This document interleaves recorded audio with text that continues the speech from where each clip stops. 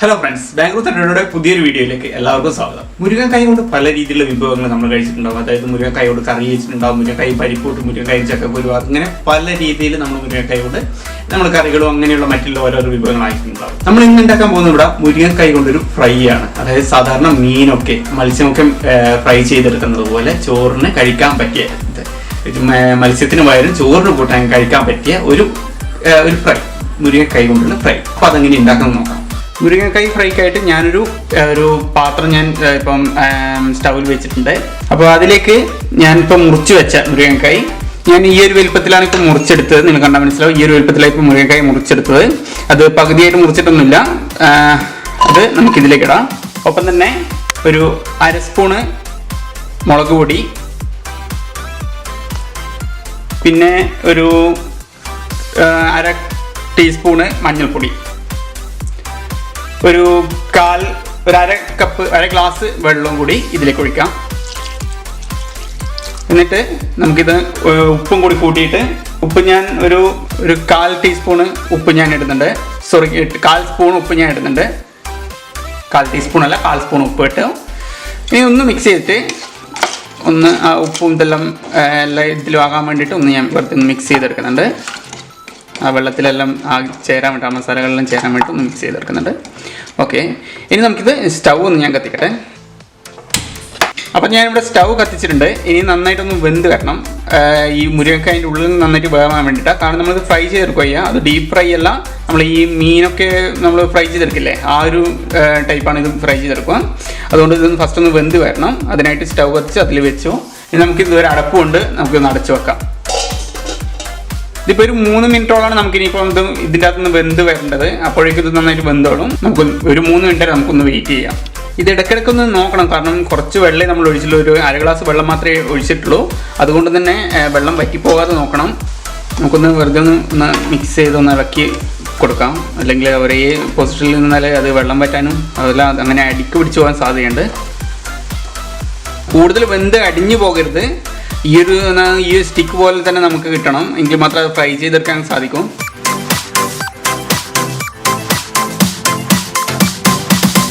അപ്പോൾ ഇതൊരു 3 മിനിറ്റോളം ഇപ്പോൾ ആയി കഴിഞ്ഞു. നമുക്ക് നോക്കാം. കണ്ടോ, ഇപ്പം വെള്ളം മുഴുവനായിട്ട് വറ്റി എൻ്റെത്.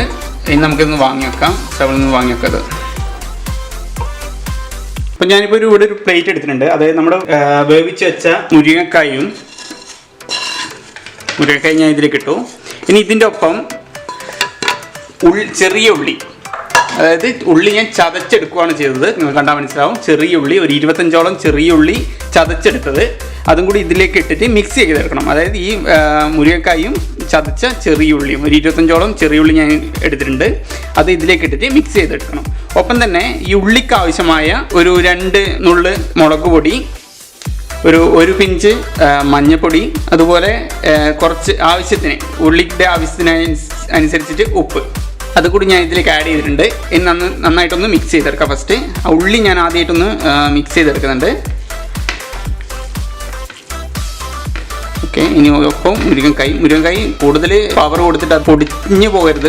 കാരണം മുരിങ്ങക്കായ് വെന്തതാണ്. അതുകൊണ്ട് തന്നെ കൂടുതൽ കൈക്ക് പവർ കൊടുത്തു കഴിഞ്ഞാൽ അത് പൊടിഞ്ഞു പോകാൻ സാധ്യതയുണ്ട്, പൊട്ടിപ്പോകാൻ സാധ്യതയുണ്ട്. അതുകൊണ്ട് സൂക്ഷിച്ച് ട്രൈ ചെയ്യുക. ഓക്കെ, മുരിങ്ങക്കായുടെ എല്ലാ വശങ്ങളും നന്നായിട്ട് ആ മസാല പിടിക്കുന്നതിനനുസരിച്ചിട്ട് മിക്സ് ചെയ്ത് കൊടുക്കാം. ഇപ്പം ഞാനൊരു തവ ഇപ്പം സ്റ്റൗവിൽ വെച്ചിട്ടുണ്ട്. ഇനി നമുക്കിത് നന്നായിട്ട് ചൂടായി വരണം. ചൂടായതിനു ശേഷം വെളിച്ചെണ്ണ ഇതിലേക്ക് ഒഴിക്കണം. ഇതൊന്ന് ഫ്രൈ ചെയ്തെടുക്കാൻ വേണ്ടി മാത്രമായിട്ട്, അതായത് നമ്മൾ മീനൊക്കെ ഫ്രൈ ചെയ്യുന്നത് പോലെ ഫ്രൈ ചെയ്തെടുക്കാൻ വേണ്ടി മാത്രമായിട്ടുള്ള വെളിച്ചെണ്ണ നമുക്ക് ഇതിലേക്ക് ഒഴിക്കാം.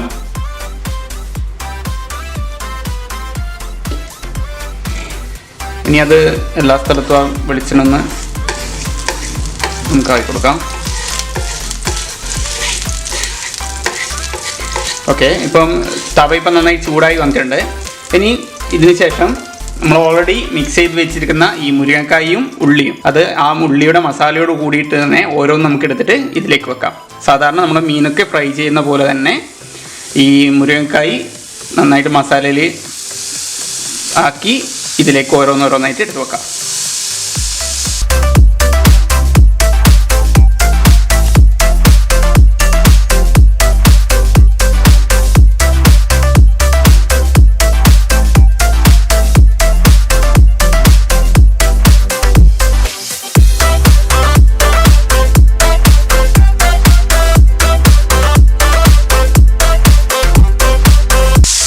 അപ്പോൾ എല്ലാം ഞാൻ ഇതിലേക്ക് വെച്ചിട്ടുണ്ട്. ഇനി ഞാൻ ഈ സ്റ്റൗ ഒന്ന് ലോ ഫ്ലെയിമിലേക്ക് മാറ്റലാണ്. കാരണം നമ്മുടെ ഈ ഉള്ളി പെട്ടെന്ന് കരിഞ്ഞു പോകാൻ സാധ്യതയുണ്ട്. കരിഞ്ഞു പോയി കഴിഞ്ഞാൽ ഒരു കയപ്പ് രുചി വരും, നമ്മുടെ ഇതിൻ്റെ യഥാർത്ഥ ടേസ്റ്റ് വരില്ല. ഇനി ഇതിൻ്റെ മുകളിലൂടെ നമുക്ക് ഒരല്പം കൂടി വെളിച്ചെണ്ണ ഇതിൻ്റെ മുകളിലൊന്ന് ഒഴിച്ചു കൊടുക്കാം.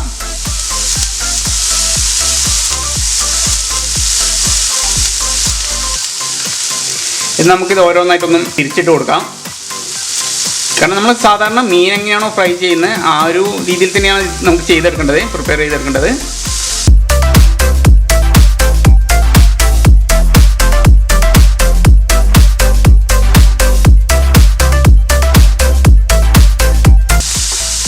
എല്ലാ ഭാഗവും അത് നന്നായിട്ട് വെന്ത് കിട്ടാൻ വേണ്ടിയിട്ടാണ് നമ്മൾ തിരിച്ചിട്ട് കൊടുക്കുന്നത്. അല്ലെങ്കിൽ ഒരു വശം മാത്രം കുറച്ച് നന്നായിട്ട് വെന്തിട്ട് മുകൾ വശം വേവാതെ പോവും.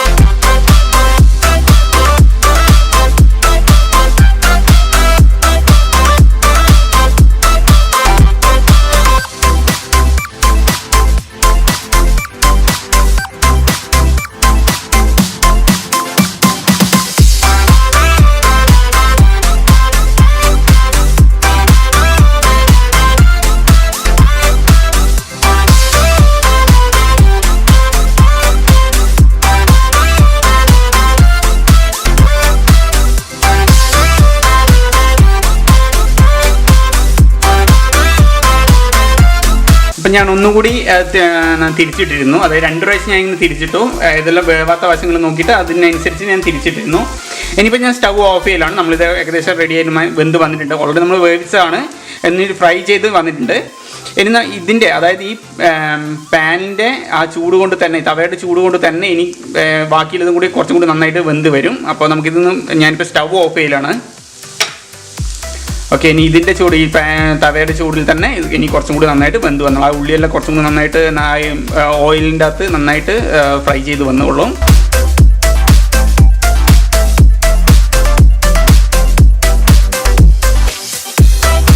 അപ്പോൾ നമ്മളെ മുരിങ്ങക്കായ് ഫ്രൈ ഇവിടെ റെഡി ആയിരിക്കുകയാണ്. എല്ലാവരും കണ്ടല്ലോ. അപ്പോൾ എത്രയും പെട്ടെന്ന് ഈസി ആയിട്ട് ഉണ്ടാക്കാൻ പറ്റുന്ന ഒരു ഡിഷാണിത്. അതായത് നമുക്ക് മീനൊന്നും അധികം കഴിക്കാത്തവർക്കായിട്ടും ആ ഊണിൻ്റെ മിച്ച എന്തെങ്കിലും ഇങ്ങനെയൊരു സംഭവം, എന്തെങ്കിലും ഒരു ഫ്രൈ വേണമെന്നില്ല നിർബന്ധമുള്ളവർക്കും ഇതൊരു നല്ലൊരു ഡിഷായിരിക്കും. ഞാൻ ഒന്നുകൂടി ഇതിൻ്റെ ഇൻഗ്രീഡിയൻസ് വേണമെങ്കിൽ ഞാൻ ഒന്നുകൂടി പറഞ്ഞുതരാം. അത് നമ്മളെ മുരിങ്ങക്കായ് നന്നായിട്ട് വേവിക്കുന്ന ഉപ്പും മുളക് പൊടിയും മഞ്ഞപ്പൊടിയും ഇട്ടിട്ട് മുരിങ്ങക്കായ് നന്നായിട്ട് വേവിക്കുക.